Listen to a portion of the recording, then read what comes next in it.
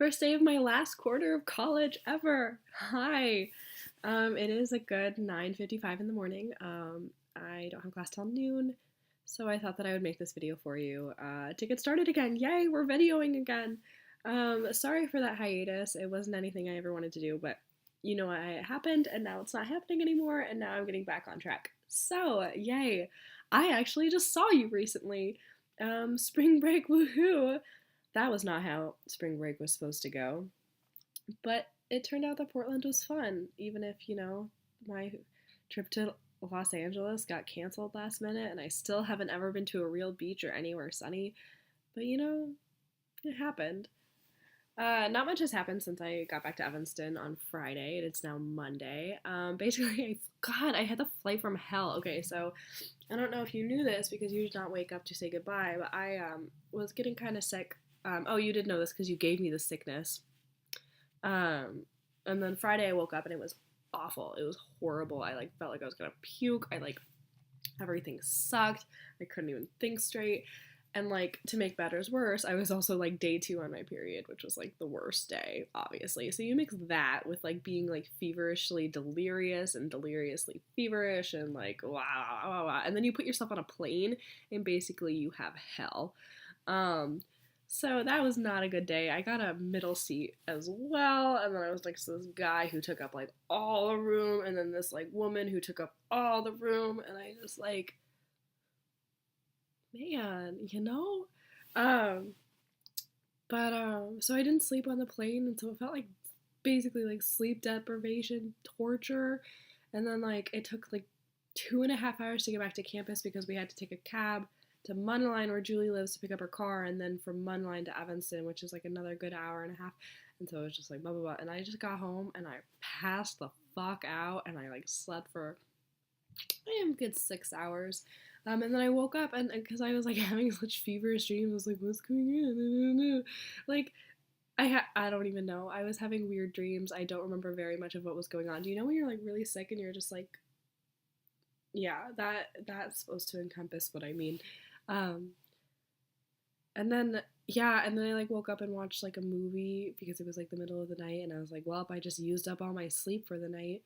And then I went back to bed and then slept another 10 hours, and then I woke up and was still kind of sick. I'm still kind of sick now, if you can't tell. But at least I'm not feverish and disgusting and at least I'm just now a little bit I have no idea what I'm saying. Yeah, nothing really much has happened since I've been back. Julie and her friend Reed crashed my apartment on Saturday night, which was kind of fun because I had not spoken to humans all day because none of my roommates were home yet, and I was curled up in my room. So they came by with ice cream and wine, which is a perfect surprise. Um, and then, oh, my voice is back. Oh, I just needed to clear my throat, and I was being all super fucking dramatic about it. No. Yeah.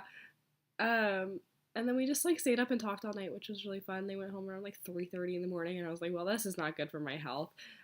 Especially because I had lots of wine. Probably why I'm not better by now. I need to blow my nose, but I don't want to pause the video, especially because I'm trying to get this all done in one take.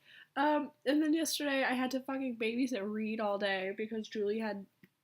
I am really dripping. This is so gross. I'm so sorry for this video. Help.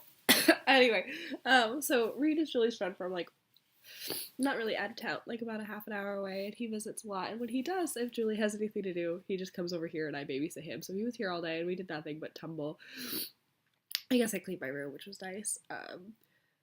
And then yeah, oh god, and then my roommate yesterday was having for 2 hours this super long disgusting sex, and I could hear it through the wall because it was up against this wall right in my bed, and she knew people were home and yet felt no need to stifle her screaming and moaning and dirty talking. And the thing is that she's such a fucking derp anyway, and she sounded like a fucking derp during sex, and I just was oh yeah, God, it was disgusting. I'm scarred.